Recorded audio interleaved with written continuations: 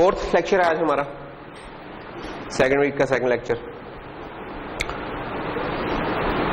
तो last lecture में हमने क्या किया था कि हमने माइक्रो कंट्रोलर्स को इंट्रोड्यूस करवाया था, माइक्रो कंट्रोलर की टर्म डिफाइन करने की कोशिश की थी, ये डिफरेंशिएट करने की कोशिश की थी हमने कि माइक्रो प्रोसेसर और माइक्रो कंट्रोलर बेस्ड सिस्टम्स में क्या फर्क होता है। फिर हमने देखेंगे माइक्रो कंट्रोलर्स के जनरल कौन से फीचर्स हैं जो कि इन जनरल हमें मिलेंगे माइक्रो कंट्रोलर्स में। उसमें आईओस थी, उसमें उसके कम्युनिकेशन इंटरफेसेस थे, SPI, I2C, UART, ये वाली चीजें हमने देखी। फिर हमने देखा कि एनालॉग से उसके साथ डील करना है तो ADC था उसमें। फिर हमने कहा कि यार अच्छा, इसके अंदर एक और इम्पोर्टेंट फीचर जो कि काउंटर या टाइमर्स का होता है, जो कि अगर आपने इवेंट्स की ड्यूरेशन देखनी है या उनका काउंटिंग करनी है तो फिर काउंटर्स और टाइमर्स चाहिए होते हैं हमें। और इन सब चीजों से पहले हमने वही एक जनरल ऑर्गेनाइजेशन देखी थी कि माइक्रो कंट्रोलर की ऑर्गेनाइजेशन क्या होती है। तो उसके अंदर एक CPU होता है इंटीग्रेटेड, उसमें रैम होती है और इंटीग्रेटेड पेरिफेरल्स है उसके अंदर जो कि है। और ये इंटीग्रेशन जो सी है इन चीजों की, ये उसे डिफरेंशिएट करती है माइक्रो प्रोसेसर से, जो सोनली माइक्रो प्रोसेसर बेस्ड सिस्टम होते हैं उनसे ये चीज डिफरेंशिएट करती है कि मेमोरी और जो आपके पेरिफेरल्स हैं वो इंटीग्रेटेड होते हैं कंट्रोलर में। ये एक खास डिफरेंशिएटिंग फैक्टर है। एक और भी टर्म यूज होती है इस काम के लिए, जिसे हम कहते हैं कि सिस्टम ऑन चिप, SOC, ठीक है, system on chip. System on chip क्या होता है कि आपका पूरे का पूरा सिस्टम जो है ना, जो भी डिजायर्ड सिस्टम है आपका, आपने उसे एक चिप के ऊपर लिए हैं, तो that will be known as system on chip. तो जो हमारा माइक्रो कंट्रोलर है ये भी एक किस्म का सिस्टम ऑन चिप है। ये एक चीज नहीं है, ये मल्टीपल चीजें हैं, लेकिन उन सब चीजों को इंटीग्रेट कर दिया गया है on a single IC, so it becomes a system on chip. ठीक है, तो ये माइक्रो कंट्रोलर को हम एक, अगर कोई यानी कि लड़से कोई क्वेश्चन करेगा यार क्या इसको हम एक SOC भी बोल देते हैं, इसको बात SOC भी बोल देते हैं, सिस्टम ऑन चिप भी बोलते हैं, कि क्या हम इसको सिस्टम ऑन चिप कह सकते हैं? तो हाँ जी बिल्कुल कह सकते हैं इसको। ये पूरा सिस्टम है, not a component, multiple components हैं डिफरेंट नेचर्स के, उन्हें आपने कंबाइन कर दिया एक सिस्टम को।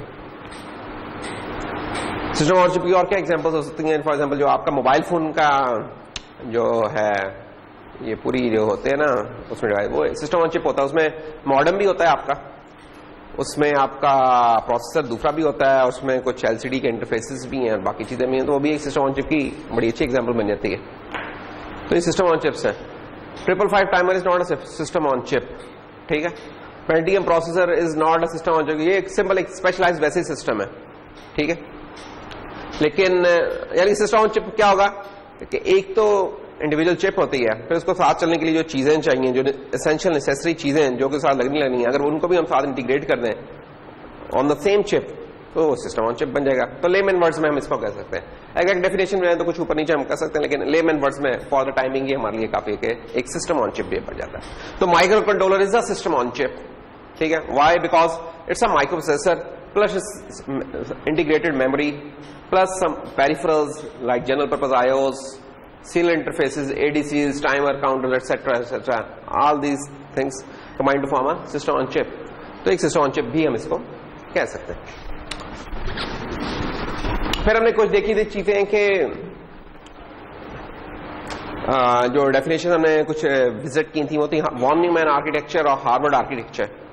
वॉन न्यूमैन आर्किटेक्चर क्या था सिंपलेस्ट वर्ड्स में, कि जिसमें प्रोग्राम मेमोरी और डेटा मेमोरी आपकी एक ही फिजिकल स्पेस में, एक ही फिजिकल मेमोरी में वो शेयर हो रही होती। तो उसका क्या होता है कि आपका सेम ही डेटा बस, सेम ही एड्रेस बस से काम चल जाता है। और दूसरा इसका काउंटर पार्ट होता है हार्वर्ड आर्किटेक्चर, कि इसमें आपकी प्रोग्राम मेमोरी अलहदा होती है, उसकी अलहदा से एड्रेस और डेटा बस होती है, और डेटा जो आपकी डेटा मेमोरी होती है वो अलहदा से होती है, उसकी अलहदा से डेटा और एड्रेस बस होती है। तो ये वाले दो थी टर्म्स, इनको ज्यादा डिटेल में हमने डिगनिंग भी किया था कि दोनों का फायदा क्या हो सकता है, नुकसान क्या हो सकता है, वो जब हम देखेंगे साथ साथ तो हम बता देंगे कि इसको कैसे, इनके फायदे क्या हैं, नुकसान क्या है। आज का जो लेक्चर है ये अब कंट्रोलर्स का पिछला था, जो कि हमने जनरल इंट्रोडक्शन की थी माइक्रो कंट्रोलर्स की। आज हम अब स्पेसिफिक हो रहेंगे। स्पेसिफिक हो रहेंगे किसके ऊपर? उस कंट्रोलर पे जिसको हमने ड्यूरिंग द सेमेस्टर स्टडी करना है। तो आज हमारा एक फोकस टॉपिक होगा। वही वाली चीजें सारी जो लास्ट लेक्चर में की थी, लेकिन विद द स्पेसिफिक एग्जांपल जिसको हम अब करने जा रहे हैं। सो पिक एमसीयू। एमसीयू मैंने बताया था कि यार PIC MCU stands for microcontroller unit, MCU बोलते हैं। यानी माइक्रो कंट्रोलर का लफ्ज भी हम यूज कर रहे होंगे और हम एमसीयू का लफ्ज भी यूज कर रहे होंगे। हम माइक्रो के सिंबल के साथ भी लिख देंगे तो ये भी माइक्रो कंट्रोलर है, और सिंपल यू डाल के सी डाल दें तो ये भी माइक्रो कंट्रोलर ही है। या सिंपली स्पीकिंग कंट्रोलर हम कह दिया करेंगे, यार कंट्रोलर लगा दो यार, ठीक है। तो ये मुख्तलिफ कुछ अल्टरनेटिव टर्म्स हैं जो कि हम माइक्रो कंट्रोलर के लिए यूज करेंगे।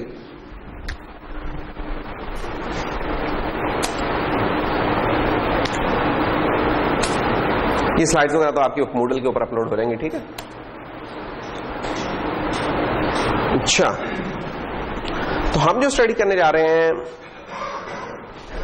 एक रेंज ऑफ ऑप्शंस अवेलेबल है कंट्रोलर्स की, बहुत एक्सटेंसिव रेंज है, बहुत सारे लोग बना रहे हैं, और वो जो लोग बना रहे हैं उनके अंदर भी कोई आपको थाउजेंड्स ऑफ टाइप्स मिल जाएंगी फ्रॉम अ सिंगल मैन्युफैक्चरर। ये हालात है। तो उनमें जो एक सबसे नोटेबल है वो है माइक्रोचिप वाले। तो microchip is a company which makes PIC microcontroller, ठीक है। तो जैसे होता है ना कि हम कहते हैं कि यार हमें कोई गाड़ियां वगैरह कोई इस्तेमाल करें तो हमें पता है कि यार कुछ टॉप मैन्युफैक्चरर कौन से हैं। फुटबॉल की टीमें हैं तो हमें पता है कुछ टॉप टीम्स कौन सी हैं। तो ऐसे ही जब हम किसी और इस तरह की चीज पे काम करने आ रहे हैं तो हमें पता होना चाहिए, just for sake of general knowledge ही सही, कि यार इधर टॉप सप्लायर कौन से हैं, टॉप मैन्युफैक्चरर कौन से हैं। तो एक उनमें ये माइक्रोचिप वाले हैं जो कि पिक माइक्रो कंट्रोलर बनाते हैं। माइक्रोचिप इनका ये मशहूर जमाना ब्रांड क्या है? पिक कंट्रोलर हम बोलते हैं यार, पिक। एटमल वाले इनका एटमेगा, AVR, ये इनकी मशहूर जमाना ब्रांड्स हैं। टेक्सास इंस्ट्रूमेंट्स है,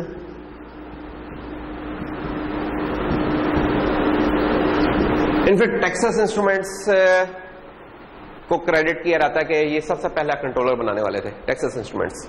इसको उर्फे आम में TI भी कहा जाता है। ये कंट्रोलर के अलावा भी बहुत सारी चीजें बनाते हैं, ये DSPs भी बनाते हैं, प्रोसेसर भी बनाते हैं, और भी चीजें करते हैं। तो ये एक और जॉइंट है। इन लोगों की स्पेशलिटी ये है, और कुछ और चीजें, कुछ सेंसर्स वगैरह इस तरह की, लेकिन ये काफी इनकी रेंज है। फिर NXP है। फिलिप्स का नाम तो सुना होगा, तो फिलिप्स का कह लेंगे जो सेमीकंडक्टर डिवीजन है सारा, जो वो भी है वो NXP कहलाता है। NXP है। लाइटिंग वगैरह में फिलिप्स का चल रहा था ट्रेड नेम, लेकिन बाकी सब चीजों में NXP होता है। तो NXP के कंट्रोलर्स। फिर जनाब ST माइक्रो इलेक्ट्रॉनिक्स है।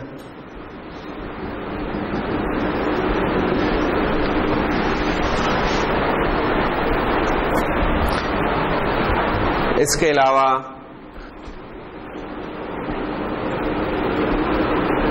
सिलिकॉन डिवाइसेस, एनालॉग डिवाइसेस,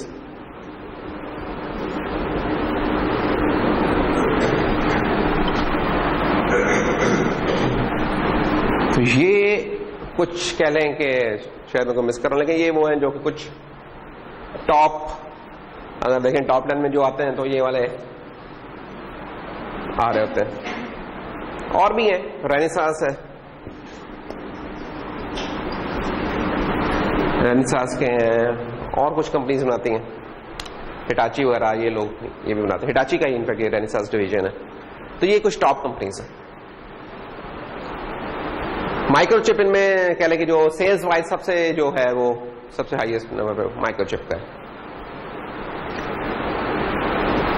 तो जो पहला कंट्रोलर था, प्रोसेसर तो जो इन्वेंट हुआ था ना, माइक्रोप्रोसेसर जो पहला, वो तो इंटेल वालों ने किया था 1970 या 71 के अराउंड।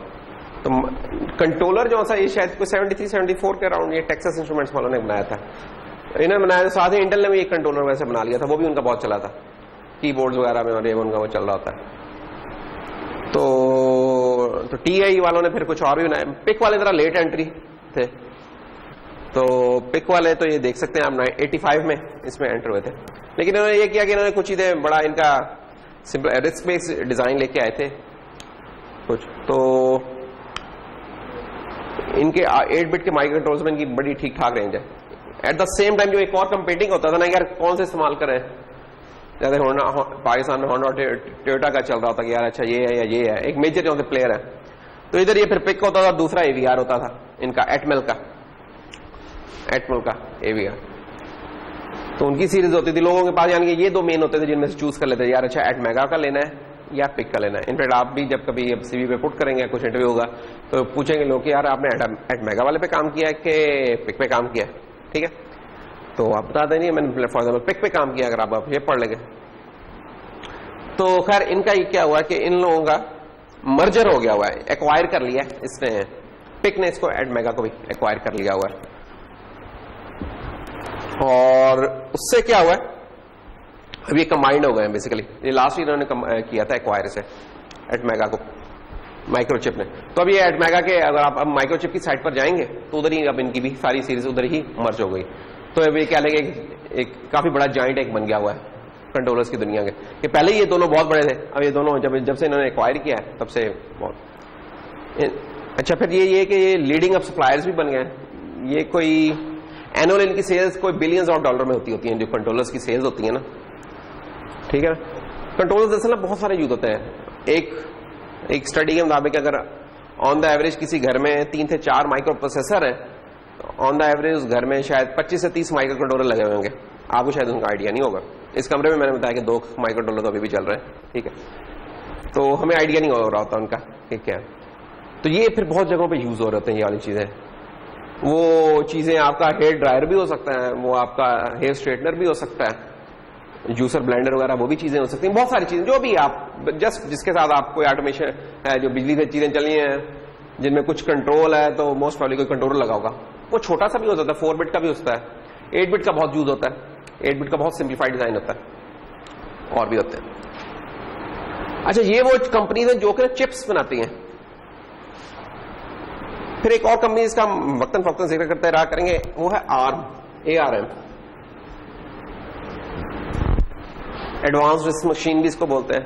ये क्या करते हैं, चिप्स नहीं बनाते, ये उसकी कह लें कि आपकी कोर्स बनाते हैं, सॉफ्टवेयर कोर्स होती हैं, डिजाइन होता है पूरा, आइडियल डिजाइन कहते हैं, ये दे देते हैं इन मैन्युफैक्चरर्स को, फॉर एग्जांपल सेल कर देते हैं। और ये लोग उसकी फिर चिप्स फैब्रिकेट करते हैं, उसके अंदर कुछ थोड़ा बहुत अपनी कस्टमाइजेशन करके, मेन डिजाइन इनका होता है, मेन आर्किटेक्चर इनका होता है, और ये करते हैं। यानी कि ये लोग अपने भी बना देते हैं, टोटली इनके डिजाइन वाली चिप्स हैं। और क्या कुछ केसेस में आर्म की भी लेते हैं। तो आर्म के जो से कंट्रोलर्स ये भी एक बड़ी तेजी से पॉपुलर हो रहे हैं। अगर इन लोगों के 8 बिट्स के, और ये वो थे 8 बिट की मार्केट में ये लोग छाए हुए हैं, इनका कोई कंपटीशन नहीं है। आर्म जो है, आर्म 32 बिट की मार्केट में इनके डिजाइन हैं, और ये इन लोगों को सेल करता है, ये लोग फिर उसके कंट्रोलर्स बनाते हैं। तो वो बहुत तेजी से पॉपुलर हो रहे हैं, इतनी तेजी से पॉपुलर हो रहे हैं कि हो सकता है अगले साल हम आर्म का कोई कंट्रोलर पढ़ा रहे हो, ठीक है। क्योंकि 32 ये भी हम देखते हैं कि कुछ क्लासिफिकेशन होती है कंट्रोलर्स की।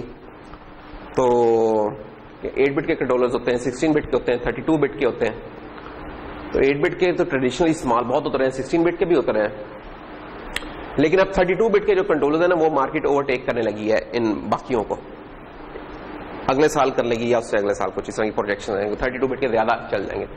और उनमें ये जो मुख्तलिफ लोग बना रहे हैं, ये उसमें क्या करते हैं, इसकी कोर्स इस्तेमाल करें। इनके अपने भी 32 बिट के टोटली इनके भी डिजाइन हैं, लेकिन इन लोगों की भी कोर्स हैं। तो वो कोर्स क्या कहलाती हैं, इनकी वो कोर्स होती है कॉर्टेक्स कोर्स हैं बेसिकली।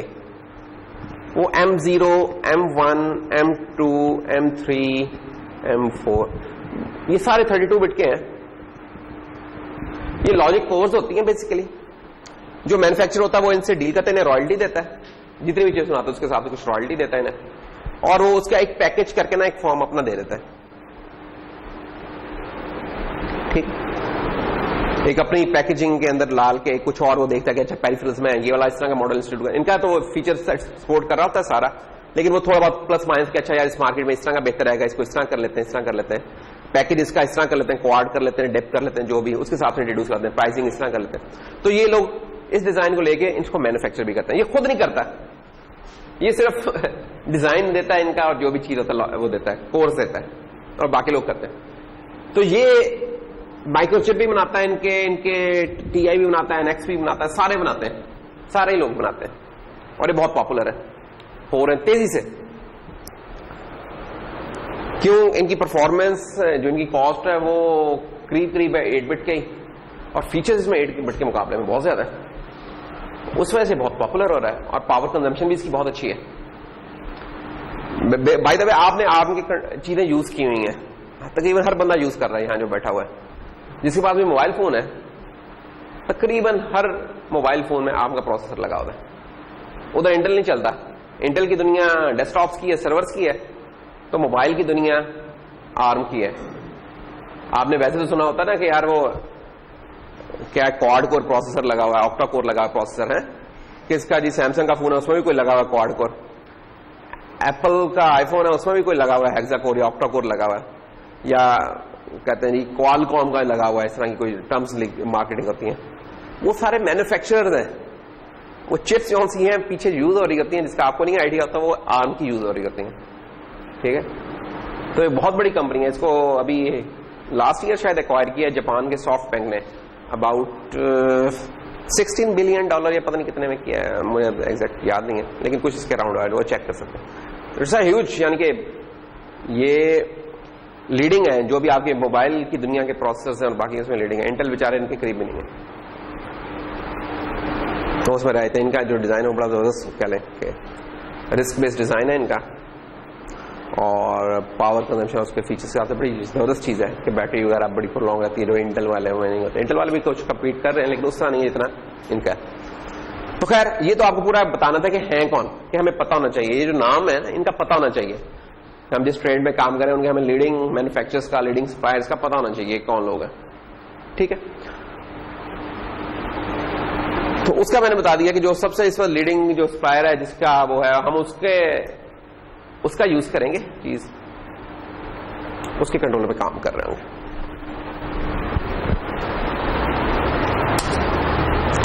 अब उसमें अगर माइक्रोचिप में अगर हम देखें अब, तो माइक्रोचिप के कंट्रोलर्स की अगर आप इनकी साइट पर जाएं, अगर पेज खोलें, तो आपको मैंने जैसे अभी थोड़ी देर पहले बताया कि 8 बिट, 16 बिट, 32 बिट के कंट्रोलर्स मिल जाएंगे, एमसीयू से बोलते हैं। अच्छा, एक क्वेश्चन ये हो सकता है जो कर लेना चाहिए अभी तक, ये आप क्या 8 बिट और 16 बिट और 32 बिट कह रहे हैं? अभी तक तो हमने टर्म नहीं इस तरह इंट्रोड्यूस किया, इस तरीके से बोलना नहीं शुरू किया था। बेसिकली ये क्लासिफिकेशन है जो कि जब भी किसी प्रोसेसर की बात होती है ना, तो एक सबसे नॉर्मली पहला जो सवाल होता है ना, वो ये नहीं होता कि सिस्क है, रिस्क है, जो भी है, पूछा जाता है कि यार कितने बिट का प्रोसेसर है, 8 बिट का है, 16 का है, 32 का है। तो वो 8 बिट जो से होते हैं, हमें पता है कि यार 8 बिट होता है, लेकिन क्या चीज वो सिग्निफाई करती है 8 बिट? तो नॉर्मली हार्ड एंड फास्ट नहीं है डेफिनेशन, कहीं ये इसमें डेविएशन हो सकती है, लेकिन इन जनरल ये जो साइजेस लिखे हुए हैं ना, ये शो करते हैं आपके डेटा बस के साइज को।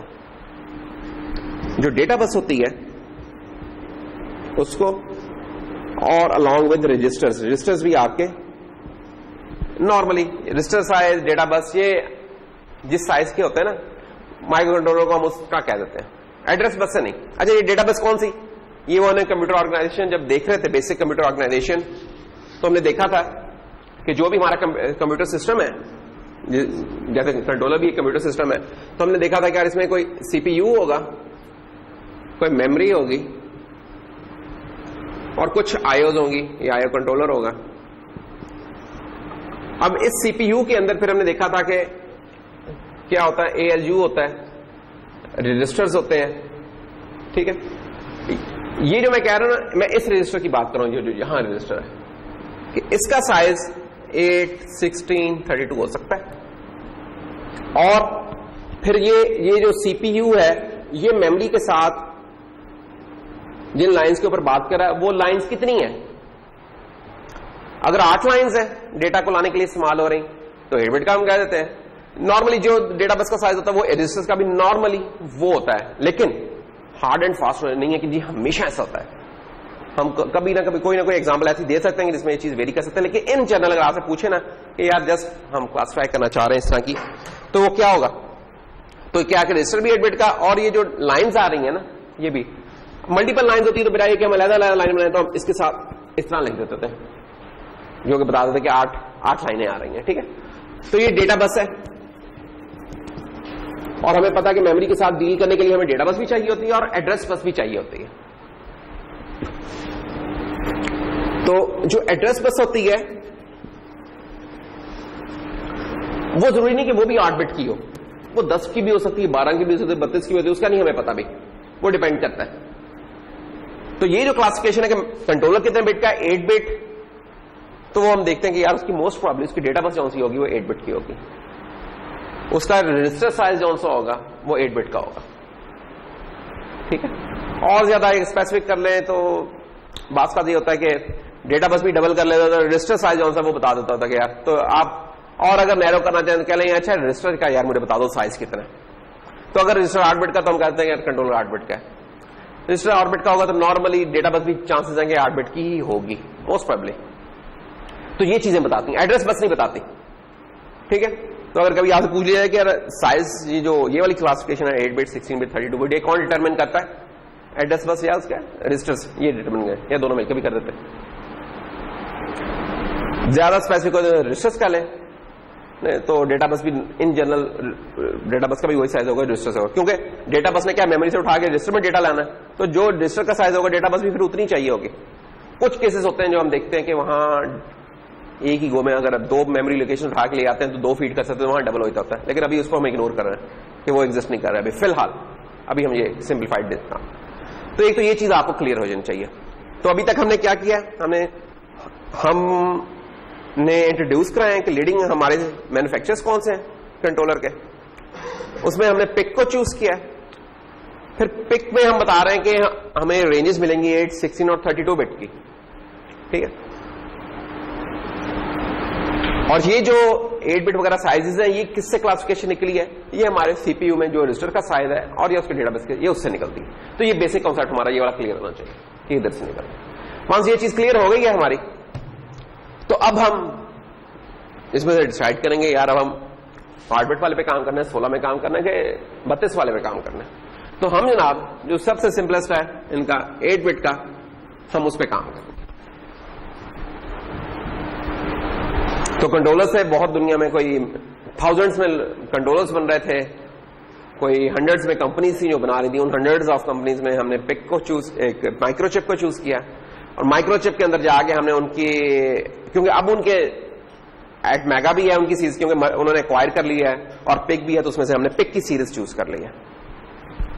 तो microchip.com है बेसिकली इनका, इसमें जाके हमने इनकी पिक की सीरीज चूज की है, और पिक की सीरीज चूज करके हम उनके अब 8 बिट वाले में आ गए।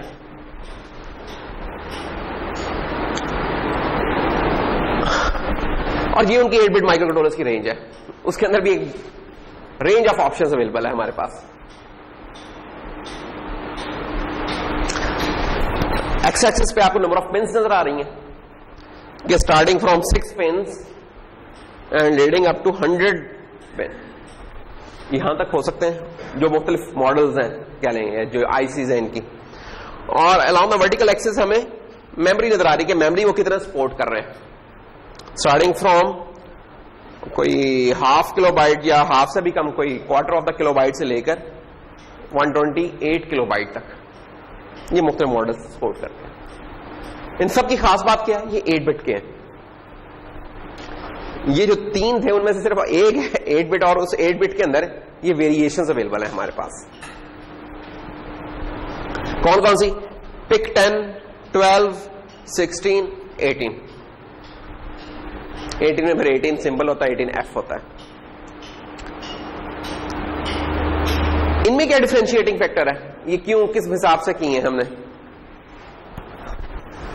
देखिए इनमें जो डेटा बस है जो बेस, इनको हम बेस लाइन कह रहे हैं। बेस लाइन किसी भी चीज का जो कि स्टार्टिंग एक रेंज होती है, ये बेस लाइन रेंज है ये वाली इनकी। इस बेस लाइन रेंज में क्या है, क्योंकि 8 बिट के कंट्रोलर तो 8 बिट की इनकी डेटा तो 8 बिट की है, बस इनकी इंस्ट्रक्शन जो है बस वो 12 बिट्स की है। अब आप कहेंगे या सोचना चाहिए रुक के कि यार अभी तो थोड़ी देर पहले सारी डेटा बस की बात हो रही थी और at the same time sir ने यह भी कहा था कि एड्रेस बस से हम डिटरमिन नहीं कर रहे हैं, तो ये 2 बसेस की तो कहानी हुई थी, ये इंस्ट्रक्शन बस तीसरी चीज कहां से आ गई? तो इसके लिए हमें रेफर करना पड़ेगा कल वाले लेक्चर पे, उसमें हमने पढ़ाया था हार्वर्ड आर्किटेक्चर। हार्वर्ड आर्किटेक्चर क्या था याद है? हार्वर्ड आर्किटेक्चर ये था कि अगर आपका कंट्रोलर लगा हुआ है सीपीयू इसका, तो इसकी प्रोग्राम मेमोरी अलहदा है और डेटा मेमोरी अलहदा है। 2 किस्म की मेमोरीज होंगी, प्रोग्राम मेमोरी और डेटा मेमोरी। डेटा मेमोरी में आपके जो वेरिएबल्स वगैरह होते हैं वो बन रहे होते हैं, जो लोकल वेरिएबल्स वगैरह बना रहे हैं वो चीजें बन रही होती हैं, या जो भी ग्लोबल वगैरह भी कह रहे हो, जो भी है, जो भी चेंजेबल आइटम्स हैं, वेरिएबल्स आपके जो भी है वो चेंज हो सकते हैं, वो सारे के सारे इसमें आ रहे हैं। प्रोग्राम मेमोरी में आपका कोड पड़ा होगा, कुछ केसेस में कॉन्स्टेंट्स पड़े होंगे, वो प्रोग्राम मेमोरी में पड़े थे। ऐसी चीज जिसमें फिर चेंज नहीं होना वो प्रोग्राम मेमोरी में रहती। अगर ये सेपरेट है तो हमने कहा था ये हमारा हार्वर्ड आर्किटेक्चर है, ये हमारा हार्वर्ड आर्किटेक्चर है। अच्छा, मेमोरी के साथ ये एक लाइन ही नजर आ रही होती, जो भी कोई मेमोरी होगी उसके लिए एक एड्रेस बस होनी चाहिए, उसके लिए एक डेटा बस होनी चाहिए, ठीक है? तो ये इसकी लेट से ऊपर वाली एड्रेस बस है, नीचे वाली एड्रेस बस, डेटा बस। इसी तरह इधर भी ये होगा, एड्रेस बस, डेटा बस।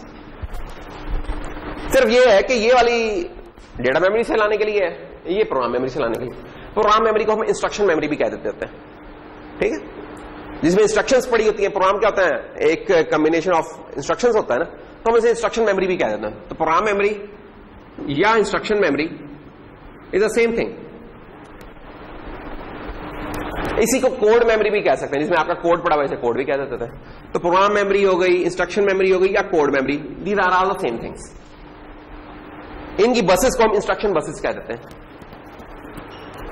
ठीक है? कोड की भी कह सकते हैं, लेकिन इंस्ट्रक्शन बसेस का लफ्ज ज्यादा जल्दी। ये इंस्ट्रक्शन की बसेस है, इंस्ट्रक्शन मेमोरी की बसेस हैं, ये वाली हमारी डेटा मेमोरी की बसेस है। ये जो अभी हमने कंट्रोलर का आर्किटेक्चर डिसाइड किया था कि कितने बिट का है, वो बेसिकली डेटा मेमोरी की डेटा बस के साइज से हमने डिसाइड किया था।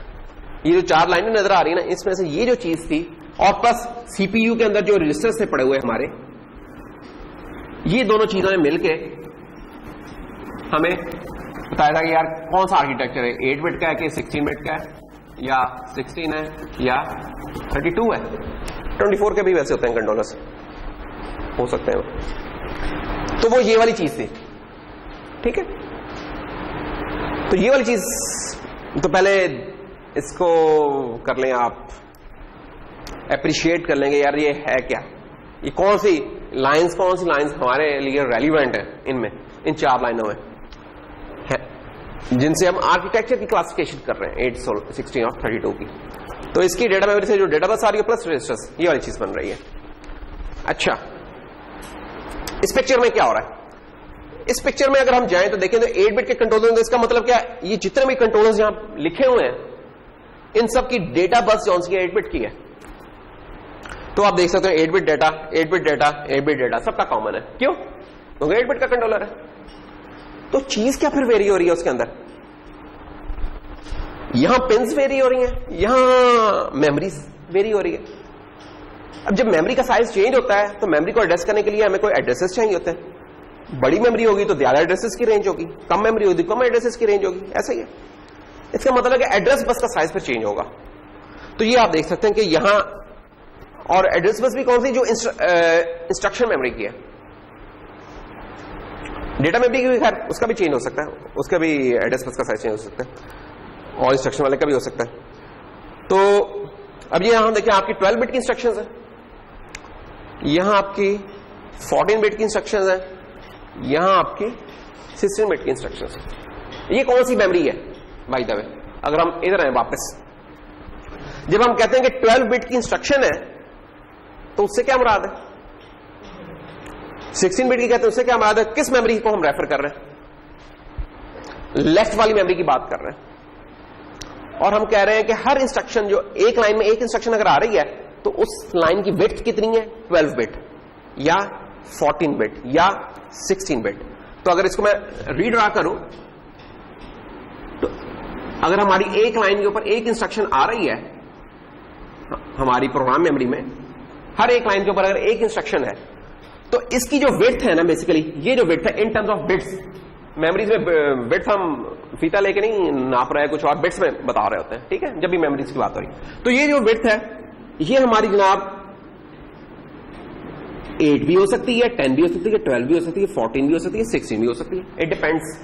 यहां भी जो थोड़ी देर पहले हमने बताए हैं 12, 14, 16, तो इसका मतलब यहां जो हमारे पास ऑप्शन है 2012, 14 और 16। इसका क्या मतलब है कि ये वाली जो लाइन है अगर इसको मैं 12 बिट्स बना लूं, एक खाने बना लूं, ये 12 बिट्स की है इंस्ट्रक्शन, ये है वो 12 बिट्स हो रहे हैं। अगर इन खानों को गिनूं मैं, ये बिट्स हैं तो 12 बिट्स की इंस्ट्रक्शंस हैं। 14 होंगे तो ये 2 और आ जाएंगी, 16 होंगे तो 2 और आ जाएंगे। तो ये वो है हर इंस्ट्रक्शन का साइज।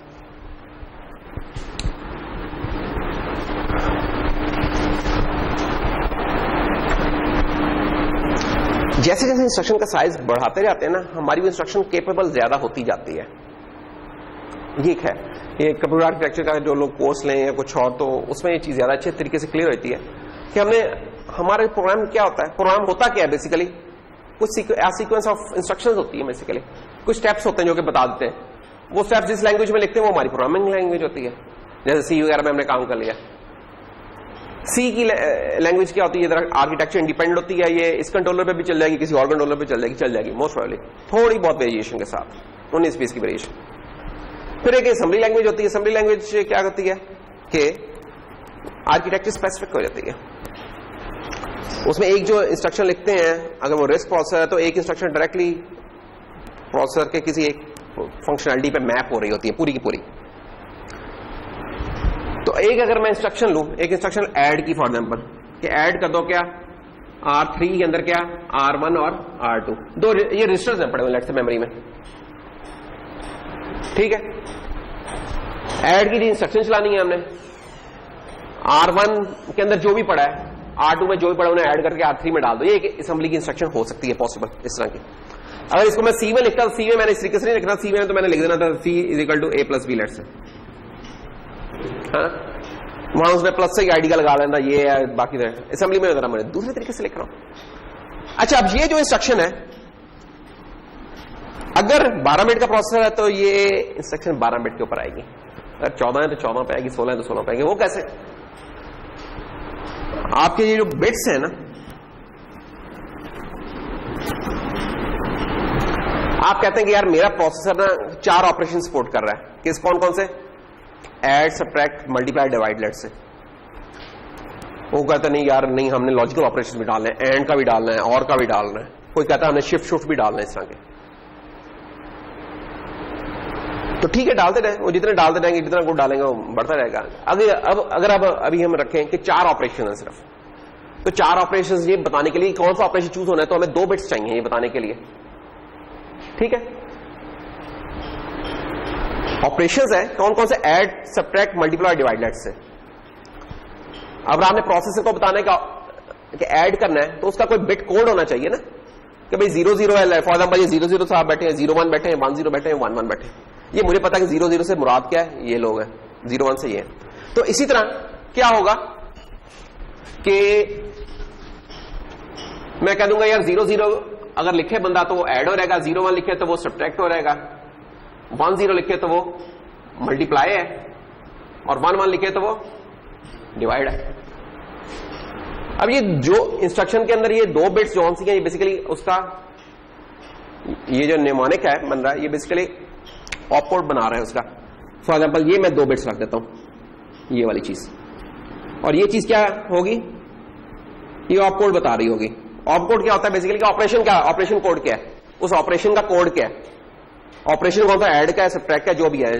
फॉर एग्जाम्पल अगर मैंने अभी यहां से सब्ट्रैक्ट करना है तो ऑपरेशन कोड इसका क्या होगा? 0 1। ठीक है, तो ये 2 बिट यहां खर्च हो गई। तो ये ऑपरेशन तो बहुत कम है 2 बिट वाले। अगर मैं कुछ और ऑपरेशन डाल दूं, फॉर एग्जाम्पल यहां हम और ऑपरेशन क्या डाल दें?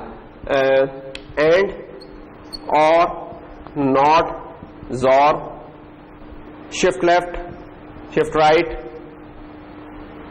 हो सकते हैं ना ऐसे ऑपरेशन। तो ये कितने हो गए अभी तक? 1 2 3 4 5 6 7 8 9 10। कुछ और भी बढ़ा लें, लेट से हम कुछ और भी ऐड कर सकते हैं। जब हम 8 के ऊपर चले गए तो इसका मतलब अब हम 16 तक जा सकते हैं इनको। तो क्या और ऑपरेशन क्या हो सकते हैं? फॉर एग्जाम्पल कुछ मूव का हो सकता है, कोई नो ऑपरेशन होता है जो कोई भी ऑपरेशन परफॉर्म नहीं करता, इस तरह कुछ हो सकते हैं। खैर, तो कहने का मतलब है अब इन कोर्स को एक्सेस करने के लिए मुझे कितनी बिट्स चाहिए? एटलीस्ट 4 बिट्स तो चाहिए।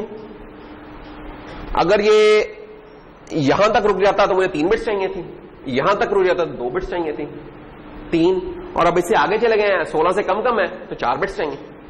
तो मैं 4 बिट्स लेट से रख देता हूं। और अब मेरा ये कोड क्या होगा?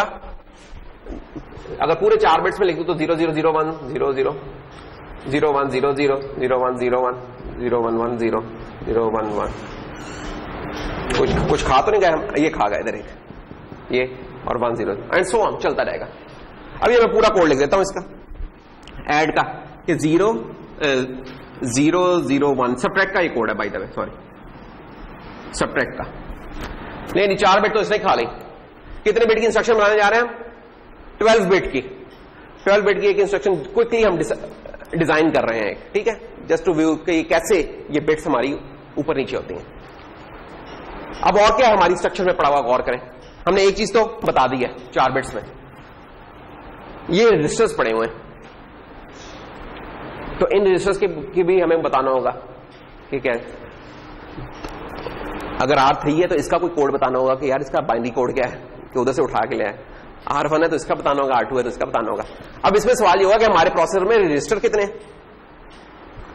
लेट्स से कि हमारे प्रोसेसर में जनाब है 4 रजिस्टर। लेट्स से कौन कौन से 4 रजिस्टर हैं? R0, R1, R2, R3। अगर 4 रजिस्टर्स को मैंने एड्रेस करना तो कितने बिट्स चाहिए मुझे? 2 बिट्स। बिल्कुल सही। तो इसका मतलब क्या हो रहेगा? 2 बिट्स इसके लिए, 2 बिट्स इसके लिए, 2 बिट्स इसके लिए। ऐसा ही है ना? तो ले लिख देते हैं।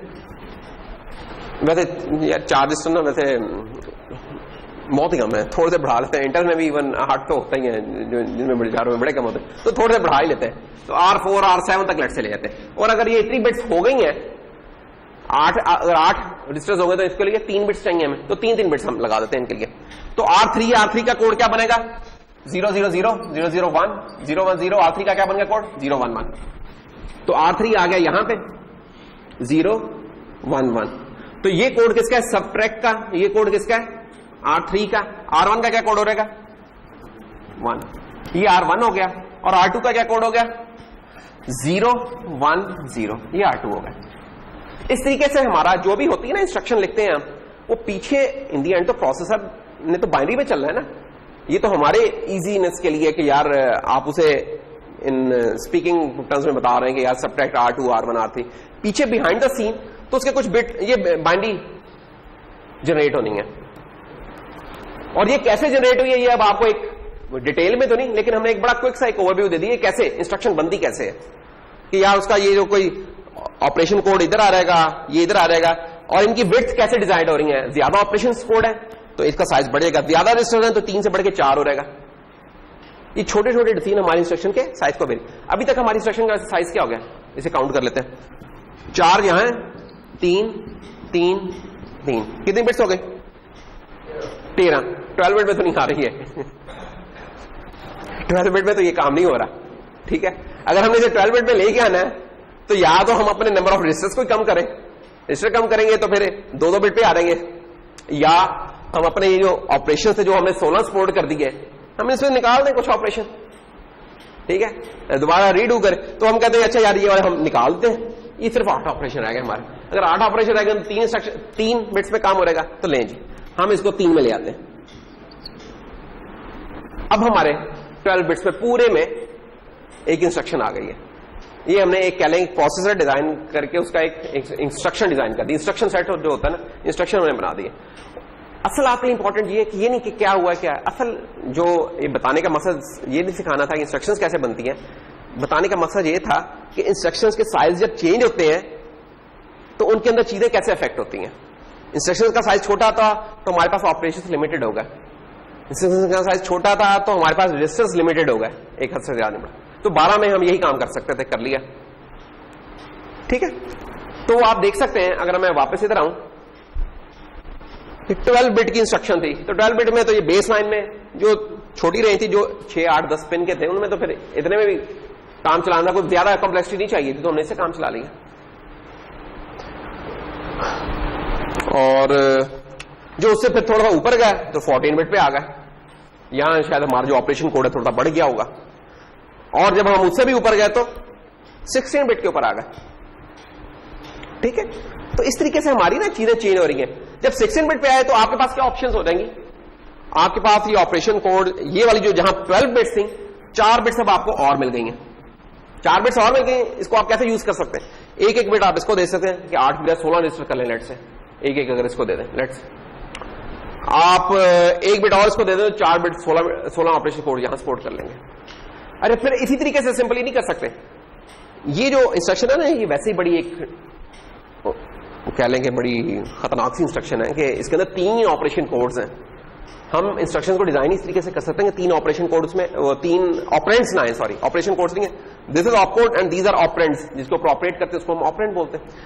हम बात का इंस्ट्रक्शन डिजाइन इस तरीके से करते हैं कि उसके अंदर सोर्स रजिस्टर्स बता देते हैं और डेस्टिनेशन रजिस्टर हम एज्यूम कर लेते हैं एक फिक्स रजिस्टर है, फिर हमें उसका बताना नहीं पड़ता जब फिक्स होता है। वो हम कह देते हैं यार एक्यूमुलेटर रजिस्टर है, उधर रिजल्ट जाएगा हमारा। जैसे हम उसको अलहदा करेंगे तो क्या होगा, हमारे पास जगह बच जाएगी खाली कि यार जब मेंशन नहीं किया तो एक्यूमुलेटर रजिस्टर में जाएगा, तो हमें 3-4 बिट्स मिल जाएंगी, तो हम उसमें कुछ और चीजें डाल सकते हैं, ठीक है, रजिस्टर का साइज और बढ़ा सकते हैं, ये वाला काम कर सकते हैं। तो खैर वो तो फिर कुछ और आगे की चीजें। इसके अलावा कुछ और अगर छोटी छोटी अगर शरई मसले देखें तो ये है कि इतना जो छोटा प्रोसेसर होता है ना वहां मल्टीप्लाई और डिवीजन मोस्ट प्रोबेबली नहीं होगा, ठीक है, वहां से ऐड सब्ट्रैक्ट होगा या कोई लॉजिकल ऑपरेशन होगा। ये डिवीजन मल्टीप्लिकेशन बड़ा रिसोर्स हंगरी होते हैं, ये नॉर्मली फिर प्रोवाइडेड नहीं होते हैं, फिर सॉफ्टवेयर में कर लेते हैं या जरूरत नहीं पड़ती इनकी, इसलिए फिर हम बड़े कंट्रोलर पे चल जाते होते हैं। तो वापस आते हैं हम अब इधर। अच्छा तो हुआ क्या जनाब, अभी तक हमारी ये पिक्चर मिट गई हुई है। तो अगर उस पिक्चर को मैं दोबारा बना लूं जिसमें था हमारा सीपीयू साहब थे, सीपीयू साहब में कुछ रजिस्टर्स लगे हुए थे, ठीक है, हार्वर्ड आर्किटेक्चर की बात हो रही थी, तो ये हमारी इंस्ट्रक्शन मेमोरी या कोड मेमोरी या प्रोग्राम मेमोरी जो भी तो हम इससे बोल रहे हैं, ये उसकी एड्रेस बस है, ये उसकी डेटा बस है। इसी तरह इसको तो मिटा देते हैं, इसकी कोई जरूरत नहीं है। तो इधर भी कोई एड्रेस बस है और इधर भी कोई डेटा बस है, और इसको हम डेटा मेमोरी भी कह देते हैं।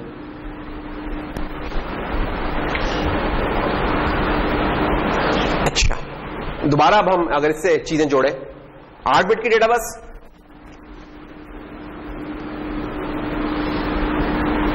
वो 8 बिट की डेटा बस क्या चीज है, वो ये वाली चीज है, ठीक है। बेस लाइन में अगर हम देखें, बेस लाइन में अगर हम देखें 12 बिट इंस्ट्रक्शन, तो 12 बिट की इंस्ट्रक्शन वो क्या है, वो यहां पड़ी हुई है। ये जो चीज है इसकी विड्थ है 12 बिट, ठीक। मिड रेंज में आएंगे, डेटा बस तो वही है उसका डेटा, लेकिन जो इंस्ट्रक्शन की विड्थ है वो 14 हो गई है। अच्छा इंस्ट्रक्शन की जब बात करूं मैं बस पे नहीं आ रहा, मैं इधर आ रहा हूं, ये एक फर्क रखने की है, इसे कंफ्यूज नहीं करना।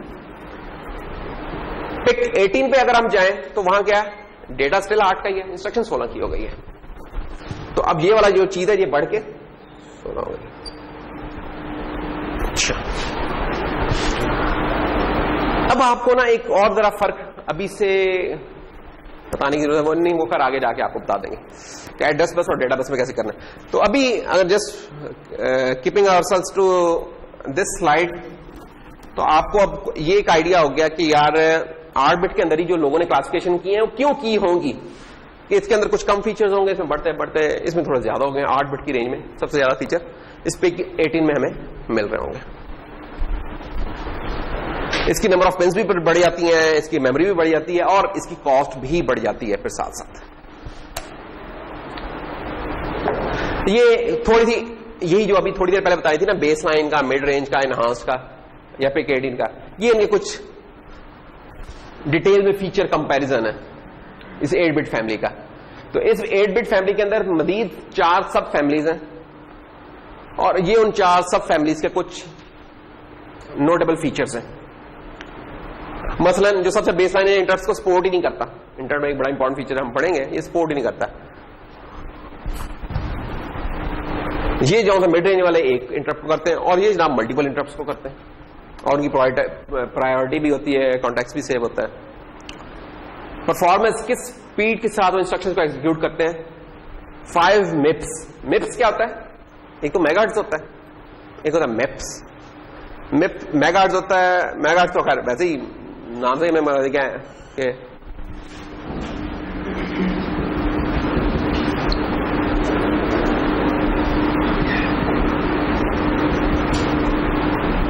MIPS is millions of instructions per second. Millions of instructions. Millions of instructions per second. Megahertz क्या होता है? साइकिल्स पर सेकंड होते हैं। तो अगर एक साइकिल में एक इंस्ट्रक्शन हम एग्जीक्यूट कर सकते हैं तो मेगाहर्ट्ज और मिप्स बराबर होते हैं। मेगाहर्ट्ज क्या होता है? साइकिल्स पर सेकंड। 5 मेगा साइकिल्स पर सेकंड हम इस तरह भी कह सकते हैं ना मेगाहर्ट्ज को। अगर हम एक साइकिल में एक इंस्ट्रक्शन एग्जीक्यूट कर सकते हैं तो megahertz and MIPS are the same, कि 5 मिलियन इंस्ट्रक्शंस पर सेकंड।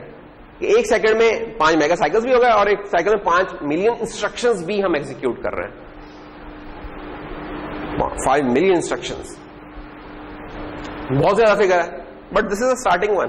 5 मिप्स। हम जिस कंट्रोल पे काम करें वो अप टिल 16 मिप्स तक जा सकता है, हम जिस पे काम करेंगे, जो कि आप लोग यूज करेंगे ना अपने लैब में और बाकी, वो 16 मिप्स तक जा सकता है।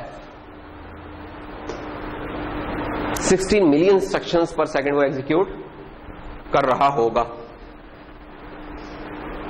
बहुत ज्यादा लग रहा है नहीं? ये अगर हम अपने इनसे डेस्कटॉप से कंपेयर करें तो कुछ भी नहीं है। ये क्या 2 गीगाहर्ट्ज पे चलते हैं। फिर एक ही नहीं होता, इसमें मल्टीपल लगे होते हैं, 2 2 4 4 8 8 लगे होते हैं और सारे उस स्पीड पे चल रहे होते हैं। ठीक, तो इस तरह ये आपके मोबाइल की प्रोसेसर होता नहीं, क्या आता है कमर्शियल चलता है 1 गीगाहर्ट्ज का प्रोसेसर। वो जिन बेचारों को कोई कंट्रोलर प्रोसेसर का नहीं भी पता, आजकल इश्तिहार चला जाके थोड़ा प्रोसेसर का कोर्स उन्हें भी पढ़ा देते हैं कि 4 कोर्स होंगी, इतनी रैम होगी। वो जिस बेचारे को अभी एबीसी भी सही तरह नहीं आती ना पढ़नी, उसे भी पता होता है यार क्वाड कोर वाला प्रोसेसर है तो फिर मैं लूंगा दुकान के पास जाके, क्या और रैम इतनी चाहिए। अंदर उसे ना पता होगा रैम क्या है या वो क्या है, लेकिन उसे ये वाली फिक्र जरूर रट गए हुए हैं। तो इतना तो अब हमारे मोबाइल कंपनियों में ने ना हमें थोड़ा सा एजुकेट कर दिया कि यार कितने कोर का प्रोसेसर है, उसकी स्पीड कितनी है, उसमें मेमोरी कितनी है, उसमें स्टोरेज कितनी है, जनाब ये सारी चीजें। तो कहने आधा कोर्स तो वो लोग उधर ही पढ़ा देते हैं। तो खैर ये थी हमारी परफॉर्मेंस। तो इससे हमें स्पीड का पता, वो परफॉर्मेंस का पता चल रहा है। फिर इंस्ट्रक्शन से उनसी हैं, ये अभी हमने थोड़ी देर पहले काफी डिटेल में देखा था कि 12 बिट की हैं, 14 की हैं और PIC18 में आके 16 बिट की हो जाती हैं। अच्छा, उससे पहले जो नंबर लिखा हुआ है ना, ये है कि कितनी इंस्ट्रक्शंस हैं कुल। जो बेस लाइन है उसमें 33 इंस्ट्रक्शंस हैं कुल, इसमें 83 है जिसमें हमने काम करना है। अब 83 आपको लग रहा होगा यार 83 कितनी ज्यादा इंस्ट्रक्शंस हैं। तो हम जब इंटेल का प्रोसेसर पढ़ेंगे तो हम देखेंगे उसकी एक इंस्ट्रक्शन की वेरिएशन में ही कोई 100 वेरिएशन आती हैं, तो हमें थाउजेंड्स में मिलेंगी। ये तो सिंपल 83 है। एक ये भी वजह है कि इसको रिड्यूस्ड इंस्ट्रक्शन सेट कंप्यूटर क्यों कहता है? रिस्क में क्या था? Reduced instruction set. Instruction set reduced है। ये देखो 33 35 49 83, इससे काम हो रहा है हमारा। इससे बहुत सारे काम कर लेंगे, ठीक ठाक काम हो रहेंगे हमारे इससे भी। प्रोग्राम में भाई कितना, प्रोग्राम की कम्प्लेक्सिटी क्या हो सकती है? छोटा प्रोग्राम भी हो सकता है, बड़ा भी हो सकता है। छोटा प्रोग्राम ये है, इसके अंदर 3 किलोबाइट से ज्यादा का प्रोग्राम साइज नहीं हो सकता है। प्रोग्राम साइज क्या, जो आप कोड लिख रहे हो वो चीज, उसका साइज। जो हम इस्तेमाल कर रहे हैं उसमें अप टू 128 हो सकता है। अच्छा, ये अप टू और एग्जैक्ट होने में फर्क है। ये वैसे ही जैसे सेल्स वाले सेलें नहीं जो लगती है तो कहते होते हैं अप टू छोटा सा 70% of on 70th freedom anniversary, है ना, तो छोटा सा लिखा होता है। तो इधर ऐसी खैर कोई दो नंबरी नहीं है ये, क्योंकि एक सब फैमिली की बात हो रही, तो सब इस फैमिली के अंदर भी ना मल्टीपल ऑप्शंस हैं, तो उसमें जो हाईएस्ट ऑप्शन है वो ये देती है। ये नहीं है कि वो सिर्फ वो इश्तिहारी प्रोग्राम है, उससे कम भी हो सकता है। बस ये याद रखने की बात है। डेटा मेमोरी क्या होगी कि जिसमें आप ये डिटरमिन करती है कि आपके लोकल वेरिएबल्स वगैरह या दूसरे जो भी वेरिएबल्स हैं वो कितने बन सकते हैं, अरे साइज कितनी बन सकती है, कितनी आप नेस्टेड कॉल्स कर सकते हैं, ये आपका डेटा मेमोरी से क्लियर होता है। तो इधर 4 किलोबाइट है, जो स्टार्टिंग है इसमें 138 बाइट्स है फकत, यानी कि बंदे को वैसे ही पढ़ के थोड़ी सी अजीब सा महसूस होता है उस वक्त जबकि हम देखते हैं हमारी मेमोरी में कंप्यूटर में रैम कितनी लगेंगे 4 गीगाबाइट 8 गीगाबाइट। तो ये फर्क उतना ही है कि कोई आपको ईदी में 138 रुपए दे दे और कोई आपको ईदी में 4 अरब रुपए दे दे, काफी बड़ा फर्क आ गया ना। ये क्यों है? जब तक मैं पैसों में से नहीं लेके गया तुम लोगों की क्यों नहीं आंखें खुली? हाँ, जब मैं बाइट्स में बता रहा हूं तुम लोग लिफ्ट ही नहीं करा रहे थे यार। हाँ कि यार बाइट्स में और बिलियंस में कितना फर्क है। हाँ, ये पैसे में आया तो फिर तुम लोग सारे लोगों की आगे खुल गई। हाँ, ये बहुत बड़ा फर्क होता है। तो इधर भी इतना ही फर्क है। हाँ, हार्डवेयर स्टैक डिटरमिन करता है कि नेस्टेड कॉल्स कितनी हो सकती हैं, जो कि जिसको हार्डवेयर सपोर्ट करता है। ये हम आगे जरा डिटेल में देखेंगे, जस्ट कुछ फीचर्स कंपैरिजन है। तो इधर 2 लेवल तक हो सकती हैं, यहां 32 लेवल तक हो सकती हैं। नेस्टेड कॉल से क्या हो रहा है? ए से बी को कॉल किया, बी से सी को कॉल किया, सी से डी को कॉल किया। ये कितनी नेस्टिंग जा सकती है, कितने लेवल तक जा सकती है, जिसको हार्डवेयर सपोर्ट करता है। खुद से मैं करना चाहूं तो एक अलग बात है, हार्डवेयर कितना सपोर्ट करता है। यहां 2 लेवल तक करता है, यानी कि ए से बी कॉल हो रहेगा, बी से सी, उसके बाद खत्म कहानी। अगर उसे आगे कॉल करना तो मुझे खुद मैनेज करना पड़ेगा। यहां 32 लेवल तक जा सकता हूं। फीचर्स, कुछ जो नोटेबल फीचर्स हैं हर सब फैमिली के, कंपैरेटर है, 8 बिट का एडीसी है, डेटा मेमोरी इंटरनल ऑसिलेटर। इसमें क्या है, ये सारी पिछली चीजें मौजूद हैं, प्लस कुछ सीरियल कम्युनिकेशन के इंटरफेसेस डालती हैं। यहां सारी वो पिछली चीजें मौजूद हैं, कुछ मल्टीपल कम्युनिकेशन डाल दी है, पल्स विड्थ मॉड्यूलेशन की सपोर्ट डाल दी है। और आगे गए सारी पिछली चीजें मौजूद हैं, ईथरनेट की भी सपोर्ट आ गई है, यूएसबी की भी सपोर्ट आ गई है, एडीसी 12 बिट का हो गया, मल्टीप्लाई हार्डवेयर आ गया, पहले सॉफ्टवेयर में मल्टीप्लिकेशन हो रहा है। तो ये कुछ फीचर्स इसमें बढ़ते जा रहे हैं, है ना, कि एक स्टार्टिंग होता है मॉडल पे, एक ऊपर जाता है। दुकान में जाते हैं तो आपको मुख्तलिफ ऑप्शन दिखाते हैं, लेकिन जैसे जैसे गुड़ डालते रहेंगे उतना मीठा होता रहेगा। तो इधर भी वही हालात है, बढ़ते रहें, पैसे बढ़ाते रहें, काम होता रहेगा। और ये पैसे बड़े इंपॉर्टेंट होते हैं। क्यों? कि कंट्रोलर्स अगर कंज्यूमर मार्केट में यूज हो रहे हैं, आपने कोई एप्लीकेशन बनाई है, लेट्स से आपने हेयर स्ट्रेटनर बनाया।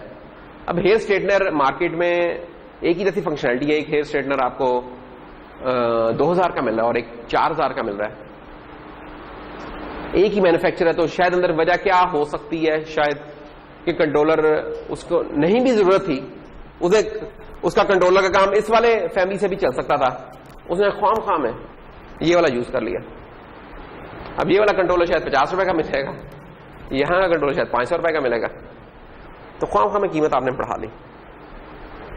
अब आपने इस तरह के 1000 यूनिट बनाने हैं, तो अब उन 500 को आप जरा मल्टीप्लाई कर दो 1000 से, तो 5 लाख का फर्क तो यहीं पड़ गया।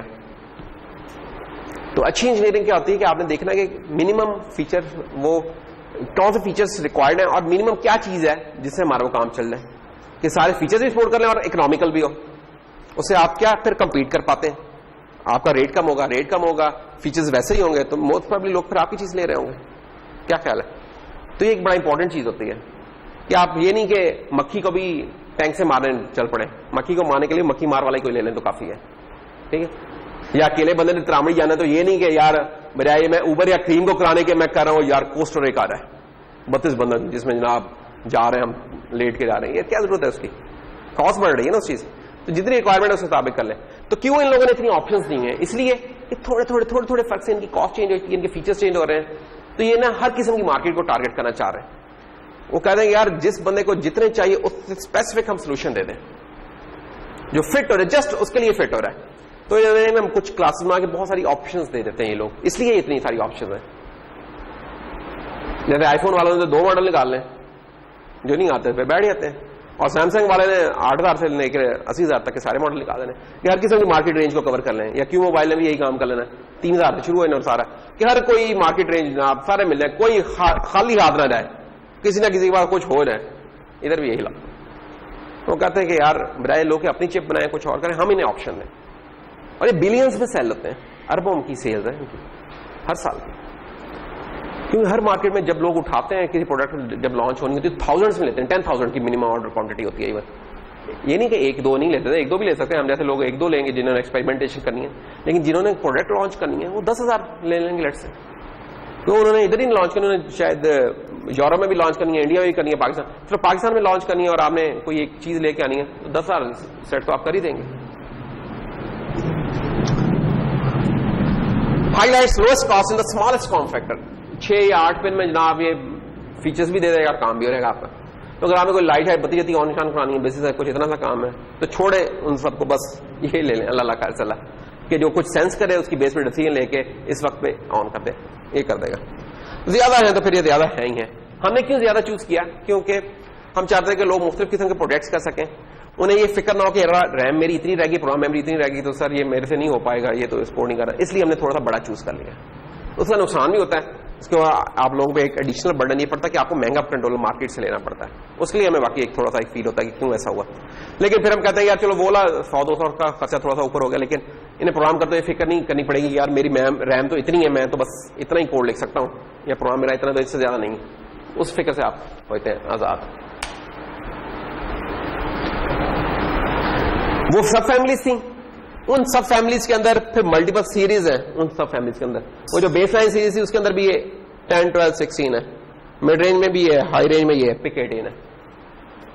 तो हम क्या वो जैसे गूगल मैप में भी देखते अर्थ आती है, फिर हमने कहा अच्छा एशिया है, एशिया से साउथ एशिया है, साउथ एशिया से पाकिस्तान है, पाकिस्तान से इस्लामाबाद से अब्बासी यूनिवर्सिटी पहुंच गए। हम भी अब यही पहुंचने वाले बस अब्बासी यूनिवर्सिटी।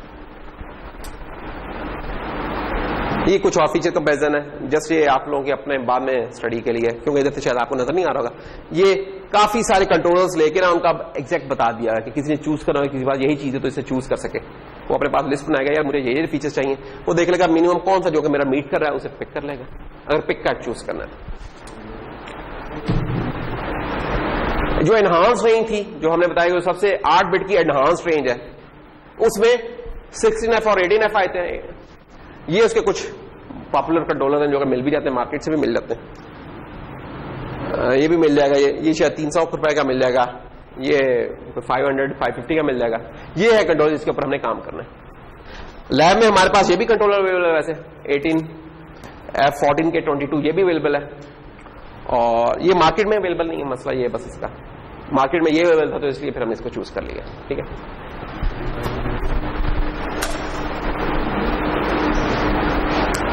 पहले बहुत सारे कंट्रोलर्स का हमने कंपैरिजन दिखाया, अब हम उनके अंदर जो ये पिछले अभी जिनकी पिक्चर्स दिखाई हैं अब उनका कुछ कंपैरिजन है। वही वाली चीजें, प्रोग्राम मेमोरी कितनी है, स्पीड कितनी है, ये सारी चीजें, ये वो कंपैरिजन है। जस्ट फॉर नॉलेज हमें पता होना चाहिए कि यार अवेलेबल ऑप्शंस क्या होती हैं। इसको आप डिटेल में देख सकते हैं, थोड़ा बहुत मैंने पहले बता ही दिया इसका। तो जूम करते करते हम अब्बासी यूनिवर्सिटी पे आ चुके हैं। अभी तक हम इस कमरे पे नहीं पहुंचे, लेकिन अब्बासी यूनिवर्सिटी पे हम पहुंच चुके हैं, यानी कि उस फैमिली पे पहुंच गए, उस सब फैमिली पे जिसमें हमने काम करना है। और उस फैमिली के खास खास फीचर्स क्या हैं, वो पिक 18 सीरीज होगी, पिक 18 सीरीज। ठीक है, पिक 10 नहीं, पिक 12 नहीं, पिक 40 नहीं, 60 नहीं, पिक 18 पे हम काम कर रहे हैं। उसके क्या है, उस फैमिली के खास खास फीचर्स क्या हैं। ठीक है, ये ऐसे ही है कि जैसे टोयोटा एक कंपनी है, टोयोटा बहुत सारे बना रही है, कोई अंडर 1000 सीसी भी बना रही है, 1000 से 2000 सीसी के दरमियान बना रही है, और बड़ी भी स्टेशन वैगन भी बना रही है, मुख्तलिफ चीजें। तो उसमें वेट्स वाली क्लास भी है, उसमें पास वाली क्लास भी है, और उसमें करोला वाली क्लास भी है। तो हम लेट से हम करोला वाली क्लास के अंदर पहुंच चुके हैं। हमने बाकी सारी चीजें आगे पीछे कर दी, करोला वाली क्लास में पहुंच चुके हैं। और करोला के अंदर अभी हमने लेकिन एग्जैक्ट बताना है कि हम करोला में GLI पे जा रहे हैं या आल्टस पे जा रहे हैं, किस पे जा रहे हैं, वो भी हमने करना है। लेकिन उस फैमिली के कुछ फीचर्स जहां से आते हैं वो कॉमन होते हैं, थोड़ा बहुत फिर फर्क होता है, लेकिन कुछ चीजें कॉमन ही होती है। मसलन ये program memory up to 2 megabyte तक सपोर्ट करता है। 2 मेगाबाइट है तो इसका क्या मतलब है कि 1 मेगा इंस्ट्रक्शंस। क्यों? क्योंकि पिक 18 के अंदर अगर याद हो तो हमने देखा था जो इंस्ट्रक्शंस का साइज था वो 16 बिट्स था, 16 बिट्स का क्या मतलब हो गया? 2 बाइट्स। इसका क्या मतलब है? अगर 2 मेगाबाइट्स है और एक इंस्ट्रक्शन 2 बाइट की है तो 2 मेगाबाइट को 2 से डिवाइड कर ले तो 1 मिलियन इंस्ट्रक्शंस हो सकती हैं। तो ये तो जैसे कहानी निकलाई। 16 बिट इंस्ट्रक्शन जो अभी थोड़ी देर पहले बताया, कितनी इंस्ट्रक्शंस है? 83 टोटल इंस्ट्रक्शंस है। 5 सेलेक्ट रजिस्टर्स है 12 बिट के और वो 3 है। इंटरप्ट्स का कॉन्टेक्स्ट ये खुद सेव कर लेता है, इसमें यह है कैपेबिलिटी। स्टैक कौन सा है इसमें? 16 level stack and program counter, ये जनाब पाया जा रहा। ऑसिलेटर इसमें 64 मेगाहर्ट्ज तक है और EEPROM होगी इसके अंदर। डेटा मेमोरी 4 किलोबाइट तक होगी और कुछ पेरिफेरल के ड्राइवर तो ये वो हैं चीजें जो कि इन जनरल इस पूरी फैमिली में हमें मिलेंगी। एग्जैक्ट वैल्यू क्या होगी वो हम जब माइक्रो कंट्रोलर चूज करेंगे उसमें एग्जैक्ट हो रहेगी। ये वही बातें जो अभी थोड़ी देर पहले आपने पिक्चर में भी देखी हैं। ये जस्ट लिस्ट की उधर पिक्चर में थी, इधर लिस्ट डाउन की हुई है। तो जूम करते करते हम अपने कमरे पे पहुंच गए। अब बस यूनिवर्सिटी पे पहुंचे थे, अब जूम करते इस कमरे में आ गए 8D में, जिसके ऊपर हम काम कर रहे हैं। कौन सा है? ये नाम पता होना चाहिए, 18F4550। इस कंट्रोलर पे हम काम करेंगे। अब जो भी कहानियां चलेंगी सारी इस कंट्रोलर के स्पेसिफिक चलेंगी, ठीक है? जो भी बातें करेंगे इसके करेंगे। तो हम बेसिकली अगर कोई पूछे शॉर्ट क्वेश्चन किस कंट्रोलर पे काम कर रहे हो? 18F4550। कोई कहेगा ये लास्ट जवाब जरा 3 लाइनों के अंदर बता दो, तो क्या होगा? तो आप कहेंगे कि हम जी माइक्रोचिप कंपनी का, माइक्रोचिप कंपनी का जो उनकी पिक सीरीज है, पिक सीरीज में जो उनके 8 बिट के कंट्रोलर्स हैं, उन 8 बिट के कंट्रोलर्स में जो उनकी एनहांस्ड रेंज है, उस एनहांस्ड रेंज में जो उनका 18F है, उसमें हम 18F4550 पे काम कर रहे हैं, ठीक है? ये ऐसे ही है कि यार आपका नाम क्या है जी? फलां। यार जरा शजर नसब के साथ जरा नाम बताओ। तो जी फलां बिन फलां बिन फलां बिन फलां करते करते पहुंच गए। तो हम भी फलां बिन फलां करते करते करते ये तक पहुंच जाएंगे माइक्रोचिप तक, ठीक है? तो हमें पता होना चाहिए कि इनका शजर नसब क्या है, ठीक है? जस्ट और question for the sake of knowledge और क्वेश्चन इंफॉर्मेशन। क्या क्या पैकेजेस हैं? क्योंकि ये वो चीज है जो कि प्रोग्रामिंग की दुनिया और फिजिकल दुनिया को कंबाइन कर रही है, तो सिर्फ हमने इसमें यही नहीं देखना कि इंस्ट्रक्शंस कौन सी सपोर्ट करता है। हमने अल्टीमेटली जब इसे लगाना होगा तो हमें ये देखना होगा कि इसकी पिन्स कितनी है, पैकेज का साइज कितना है। जिस जगह हम सोचना चाह रहे लगाने का वहां लग भी जाएगा कि नहीं लग जाएगा, ठीक है? फॉर एग्जाम्पल हम आजकल एक स्मार्ट सॉकेट बनाना चाह रहे हैं जो कि हम रिमोटली ऑन ऑफ कर लें, तो उसमें अब वो थोड़ी सी स्पेस है, उस थोड़ी सी स्पेस के अंदर अगर मैं ये लगाने गया तो ये तो बहुत हो रहेगा, ठीक है? तो वहां शायद मुझे कोई छोटा सा इस तरह का पैकेज चाहिए जो लग जाएगा। तो ये एक इम्पॉर्टेंट होता है कि यार आप देखते हैं कि यार एक तो आपने डिसाइड कर लिया ना कि यार कंट्रोलर कौन सा है। अब इस कंट्रोलर डिसाइड करने के बाद भी 3 ऑप्शंस अवेलेबल हैं, लेकिन वो उसकी फिजिकल ऑप्शंस हैं। बेसिकली वो इसको इस्तेमाल करें, वही वाला कोड इस पे चल जाएगा, वही वाला कोड इस पे चलेगा, वही वाला इस पे चलेगा। सिर्फ क्या है कि किसी जगह आपकी जो पीसीबी एरिया होगा वहां शायद ये वाली चीज ठीक रहे, किसी जगह शायद ये वाली चीज ठीक रहे, किसी जगह ये वाली ठीक रहे। ये वाली सस्ती होती है ऑप्शन, ये वाली ये जरा महंगी होती है ऑप्शन। हालांकि ये ज्यादा देसी ऑप्शन है, ये ओल्डर पैकेज है, डेप का पैकेज। सिर्फ क्यों है? क्योंकि इसका एरिया बढ़ जाता है। जब भी एरिया किसी चीज का बढ़ जाता है उसकी नॉर्मली कॉस्ट बढ़ रही होती है अगर बाकी चीजें सेम हो, ठीक है? तो उसकी फैब्रिकेशन एक वेफर होता है, वेफर के ऊपर कितनी इस तरह की चिप्स निकल सकती हैं वो कम हो जाती हैं। अगर ज्यादा चिप्स निकल सकती हैं तो उसकी कॉस्ट कम हो जाती है, ये होता है। तो इसका इसलिए शायद ये जो हम जो पैकेज इस्तेमाल करेंगे लैब्स में या आप लोग अपने प्रोडक्ट्स में या जो पीसीबी बनाएंगे वो ये वाला इस्तेमाल करेंगे। DIP dual inline package. Dual क्या? इधर भी तारें पिने चल रही हैं, इधर भी पिने चल रही हैं, 2 लाइन्स हैं चल रही, इसको हम डिप बोलते हैं। ये मोस्ट प्रोबेबली ये QFN पैकेज है, इसमें कोई टांगे शांगे नहीं है, सिंपल ये नजर आ रहे हैं। इसमें फिर भी हैं पिंस नजर आ रही हैं। ये फ्लैट पैकेज है बेसिकली, इसमें चारों तरफ चल रही है, इसका एरिया छोटा हो गया। इसमें पिंस नहीं चल रही, साथ साथ खुद हमें सोल्ड करके वो करना पड़ेगा। ये ज्यादा स्मार्ट है। चल ये वाला जो है इसका कमाल ये कि ब्रेडबोर्ड के ऊपर भी आप लगा सकते हैं इसको, इसको जब तक सोल्ड नहीं करो, सोल्ड भी बड़ा एक्सपर्ट तरीके से करना पड़ता, फिर लगा पाता, नहीं तो डर होता है टांगे ना शॉर्ट कर दें आप लोग।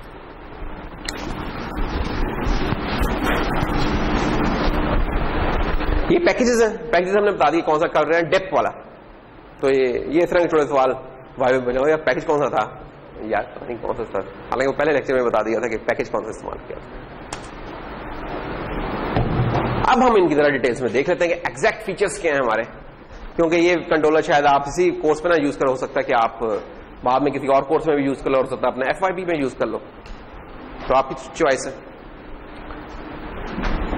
प्रोग्राम मेमोरी की टाइप क्या है इसकी, फ्लैश है ये बड़ी अच्छी बात है। फ्लैश वो वैसी ही फ्लैश जो कि आपकी USB में होती है फ्लैश, ये वाली फ्लैश।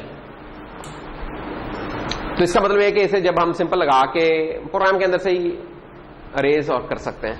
कल मैंने वो दिखाई दी आपको एक अल्ट्रा वायलेट जो भी प्रोग्राम थी, जैसे लाइट डालते तो फिर होता था, कुछ और होती नहीं जिनको स्पेशल जब तक वोल्टेज लेवल ही देते थे आप उन्हें रेज नहीं कर सकते थे। इसमें शुक्र इस तरह की कोई कहानी नहीं, जिंदगी बड़ी आसान हो गई है, जो कि 20 साल पहले नहीं दी होती।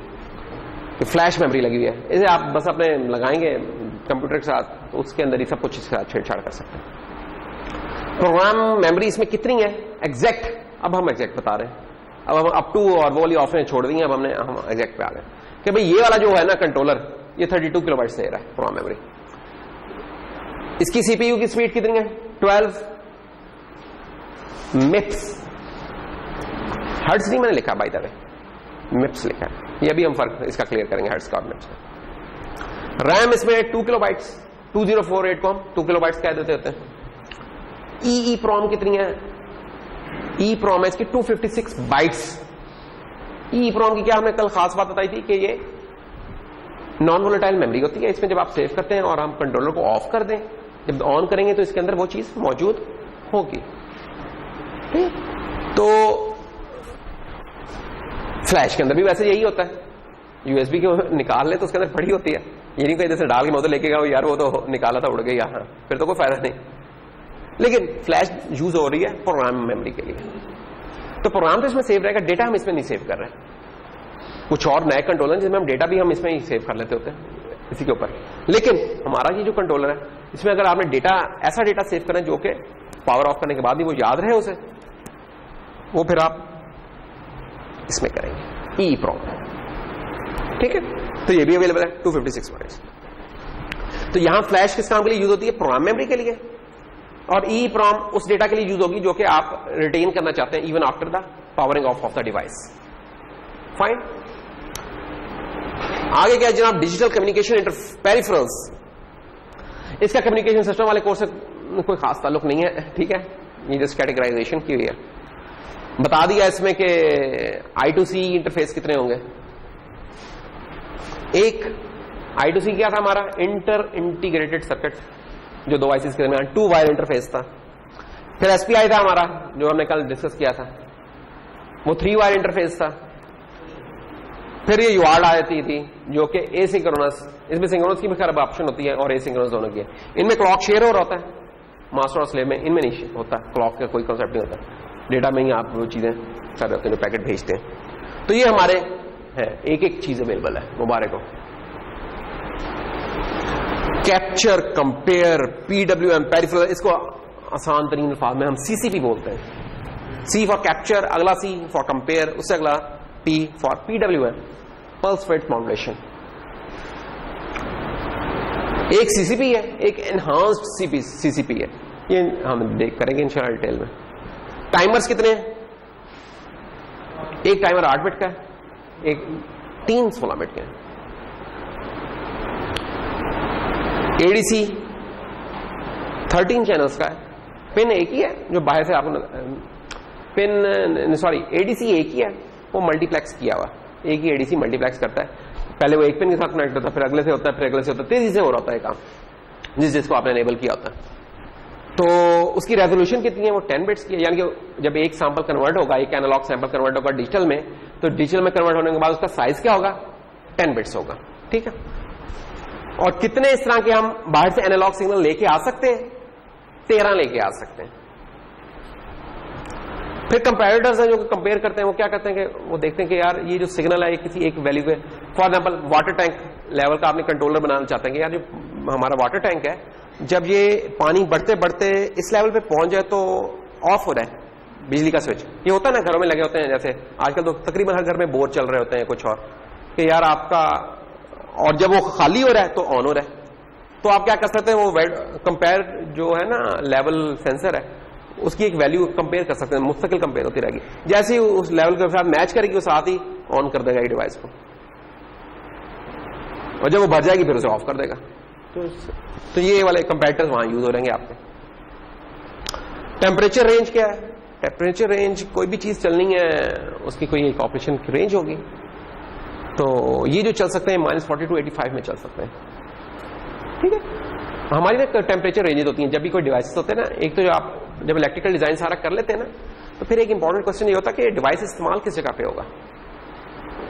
अगर तो नॉर्मल कंज्यूमर्स ने इसको इस्तेमाल करना है तो कमर्शियल रेंज भी काफी है। Commercial range in general define की जाती होती है 0 से लेकर कोई 60 to 70 डिग्री सेंटीग्रेड। अब ये नहीं है कि जो कंज्यूमर है उधर टेम्परेचर उसका कोई 70 डिग्री सेंटीग्रेड हुआ होता है, ये नहीं, ये ऑन चिप टेम्परेचर जो होता है उसकी बात हो रही है, उसके ऊपर थोड़ा सा ज्यादा होता है। जैसे मैं अभी भी लैपटॉप का खोल के देखूंगा, इसका टेम्परेचर शायद सीपीयू का टेम्परेचर शायद 55 डिग्री या 50 के करीब होगा, ठीक है। एनवायरमेंट का टेम्परेचर शायद 30-35 है, लेकिन उस चीज का टेम्परेचर ज्यादा है। तो commercial range if I am not mistaken that is about 0 to 70 degree centigrade. Industrial फिर एक रेंज होती है, ये कमर्शियल रेंज है, एक इंडस्ट्रियल रेंज होती है। इंडस्ट्रियल रेंज नॉर्मली ये चल रही होती है आपकी -40 से 85 डिग्री। फिर एक मिलिट्री रेंज होती है। मिलिट्री रेंज कौन सी होती है? मिल स्पेक जिसे कहते हैं। तो मिल स्पेक -40 या -50 से या -60 से लेकर 120 तक जा रही होती है। ये मिल स्पेक के अंदर ही आपकी फिर एयरबॉर्न रेंज भी आई थी जो एवियोनिक्स की होती है, जो जहाजों वगैरह में लगती है। क्यों?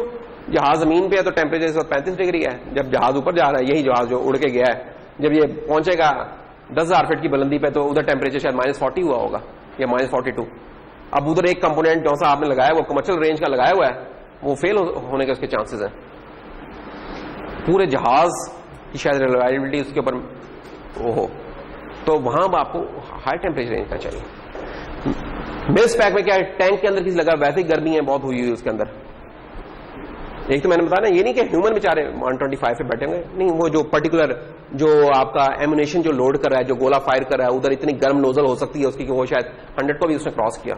उधर कोई जो सेंसर के साथ आपने लगाई हुई चीज, उधर आपको ज्यादा रेंज चाहिए। और फिर एक एरोस्पेस रेंज होती है, वो उससे भी ज्यादा होती है, वो शायद 150 तक अप्रोच कर रही है। ये एग्जैक्ट आप देख सकते हैं गूगल करके, लेकिन आपको पता होना चाहिए कि यार टेम्परेचर रेंजेस क्या होती हैं। हम जो काम करें कमर्शियल भी काफी है। इसका क्या है कि इन शहजादों ने हमें -42 इंडस्ट्रियल टेम्परेचर रेंज दी है। ये इंडस्ट्री में भी हम खोल डोल के इस्तेमाल करते हैं, टेंशन की बात नहीं कि टेम्परेचर की वजह से इसका फेलियर होने का चांस अगर इंडस्ट्रियल उसमें जो एनवायरमेंट में यूज हो रहा है तो नहीं है, ठीक है। और उसके बाद फिर क्या आता है, ऑपरेटिंग वोल्टेज रेंज 2 to 5.5। तो 2 to 5.5 है इसकी, तो मोस्ट वाली हम 5 पे कर रहे होंगे।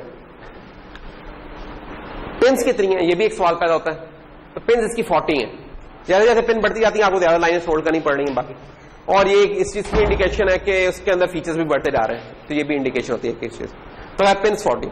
तो ये तो एक था जनरल सी जिसे कहते हैं ना खबरों का खुलासा, और ये हम आइंदा आने वाले हर लेक्चर में जब बेसिक्स कर लेंगे तो हम एक एक चीज पकड़ा करेंगे, एक एक 2-2 लेक्चर लगा के उनको समझा करेंगे कि वो अंदर कैसे काम करती हैं, उनकी प्रोग्रामिंग किया करेंगे, एग्जाम्पल किया करेंगे, अगली चीज उठाया करेंगे, प्रोग्रामिंग एग्जाम्पल इस तरह करेंगे, ठीक है ना। ये हमारा थीम चला करेगा सारा, क्या मुख्तलिफ इस तरह के छोटे छोटे प्रोजेक्ट्स किया करें। ये इसकी आर्किटेक्चर डायग्राम है पिक 18F की, इसको डिटेल में नेक्स्ट सेक्शन में देखेंगे, लेकिन जिसे कहते हैं ना कमिंग अट्रैक्शंस, तो कमिंग अट्रैक्शंस हम दिखा रहे हैं। जो भी आर्किटेक्चर है, तस्वीर देखने में बहुत मुश्किल है, आपके ऊपर से गुजर गई, आप इसे एक एब्स्ट्रैक्ट आकार नमूना समझ के आगे देखने के लिए आपने गौर नहीं किया। जब आपने देखी ना बहुत सारी लाइनें हैं तो आपने जूम आउट कर लिया इधर से, और मेरा नहीं ख्याल किसी ने अंदर पढ़ने की कोशिश की होगी कि अंदर क्या लिखा है। ऐसा ही है ना, मैं भी यार देखूं, इसमें कोई टेंशन की बात नहीं, मैं भी देखूंगा उधर से बैठ के, तो मुझे भी नजर नहीं आ रहा, मैं कहूंगा यार बड़ी अच्छी काली काली लाइनें भी जा रही हैं, बारीक लाइनें भी जा रही हैं सारी, है बड़ा अच्छा लग रहा है, नहीं। तो इसलिए फिर हमने इसे जरा 2 हिस्सों में तोड़ लिया हुआ है। अब जरा कुछ चीजें सेंस बनाने लगती हैं। पता नहीं क्या चीज लिखी हुई है, वी डोंट नो क्या लिखा है, लेकिन अगर हम चीजें कुछ ढूंढने लगे तो फिर हमें मिल जाएंगी। मसलन हमने एक कंप्यूटर ऑर्गेनाइजेशन में देखा था यार सीपीयू होगा, साथ में मेमोरी होगी, कुछ पेरिफेरल्स होंगे, तो क्यों ना ढूंढें कि इसमें इसका सीपीयू किधर है, इसकी बसेस किधर है, तो देखते हैं। ओह, प्रोग्राम मेमोरी मिल गई, ये लेंगे प्रोग्राम मेमोरी आ गई, इसकी हम बात कर रहे थे। प्रोग्राम मेमोरी का क्या हो रहा है कि प्रोग्राम मेमोरी में कौन सी इंस्ट्रक्शन लेके आनी है डिसाइड कर रहा था प्रोग्राम काउंटर। अच्छा, इसमें एक चीज वैसे मिसिंग है कि अभी आपको ये नहीं हमने बताया कि प्रोग्राम काउंटर का क्या काम है और बाकी चीजों का काम है, ये बताना पड़ेगा पहले। चलो इसको अगले लेक्चर में, क्योंकि थोड़ा सा डिटेल लगेगी, इसको अगले लेक्चर में बताएंगे। कुछ और चीजें बताई जा सकती हैं आपको, या जस्ट आइडेंटिफाई की जा सकती हैं, समझ लें, उसे नेक्स्ट लेक्चर में समझ लेंगे। या कि प्रोग्राम मेमोरी लगी हुई है, डेटा मेमोरी ये नजर आ रही है कहीं, और ये जो फाइल रजिस्टर्स के जो थे बैंक को सेट करने के लिए वो है, और डेटा मेमोरी हो गई, स्टैक जिसका बताया था कि स्टैक कितना है हमारे लेवल का। फिर ये पोर्ट्स हैं, पोर्ट्स के ऊपर क्या जनरल पर्पस इनपुट आउटपुट दी हुई है कि ये जो पहली चीज लिखी RB0 RB1, ये बताया कि पोर्ट बी की 0 बिट पे ये है, 1 पे ये है, 2 पे ये वाली चीज है। पोर्ट ए की A0 पे क्या, A1 पे क्या, ये वाली चीज है। अच्छा, फिर हर पिन ना यहाँ मुख्तलिफ कामों के लिए यूज हो सकती है। वही वाली पिन डिजिटल इनपुट आउटपुट की भी टोपी पहन लेती है, वही वाली पिन सीरियल पोर्ट कम्युनिकेशन की भी टोपी पहन लेती है, वही वाली पिन UART की भी टोपी पहन लेती है, वही वाली पिन आपकी एनालॉग इनपुट की भी पहन लेती है। फायदा उसका क्या होता है कि जब एक ही पिन मल्टीपल काम कर सकती है तो नंबर ऑफ पिन आपकी कम हो जाती है। जो आपका 40 पिन से काम चल गया, वैसे शायद 100 पिन से भी काम नहीं चलना था। क्योंकि होता क्या है कि किसी प्रॉब्लम में आपको सब सेट चाहिए होता है इन फीचर्स का, तमाम चीजें नहीं चाहिए होती मोस्ट ऑफ द टाइम, और तमाम चीजें चाहिए फिर आपको और कंट्रोल हो जाए, ठीक है, ज्यादातर सबसेट चाहिए आपका। तो इसलिए ये आप देख रहे हैं स्लैश डाला हुआ, स्लैश ये स्लैश ये स्लैश ये, तो एक पिन के ऊपर कभी तो 2 फंक्शनैलिटीज हैं सिर्फ, और कभी 3-3 4-4 भी नजर आ रही हैं। और यहां अब आपको नजर आ रहेगा आपका मशहूर जमाना ALU साहब आ गए, ठीक है, और ये इसका एक्यूमुलेटर रजिस्टर भी एक नजर आ रहा है। और इसमें क्या नजर आ रहा है, टाइमर्स बताए थे, 4 टाइमर्स थे, एक 8 बिट का था, 3 16 बिट के थे। EEPROM, comparator, CCP, UART, ADC, ये सारे इंटरफेसेस लगे हुए हैं। और फिर ये कुछ चलाने की चीजें, ऑसिलेटर्स हैं इसके, वाइडा टाइमर, ब्राउन आउट रीसेट, ये जो लास्ट लेक्चर में भी बताए थे, ये वो वाली चीजें। तो जनाब इंशाल्लाह नेक्स्ट लेक्चर में हम इधर से शुरू करेंगे, ठीक है, और फिर देखते हैं। ये लेक्चर हम अपलोड कर लेंगे, लेकिन इधर से स्टार्ट करेंगे। तो हमारा होगा क्या, नेक्स्ट लेक्चर में हम ये वाली चीज फिनिश करके हमने ना जा रहे होंगे, एक डिटूर कर रहे होंगे किसका भला, सी लैंग्वेज का। सी लैंग्वेज के कुछ सेशंस मैंने अपलोड कर दिए हुए ड्रॉप बॉक्स में भी, मूडल में भी उन्हें कर दूंगा, वो आप उधर से कर लें, उनकी प्रैक्टिस कर लें। ये बेसिकली एक एडिशनल काम है जो कि हम कर रहे हैं इस कोर्स में, वैसे तो नहीं कोई करने की, तो लेकिन क्योंकि आप लोग कुछ लोग प्रोग्रामिंग पढ़े हुए हैं, एक सेमेस्टर से ज्यादा हो गया हुआ है, भूल चुके हैं, तो एक तो उन लोगों का जरा रिफ्रेशर हो जाएगा। दूसरा ये कि आप लोगों ने जो काम किया था C++ वाला किया था, इसके अंदर हम काम करेंगे सी लैंग्वेज में।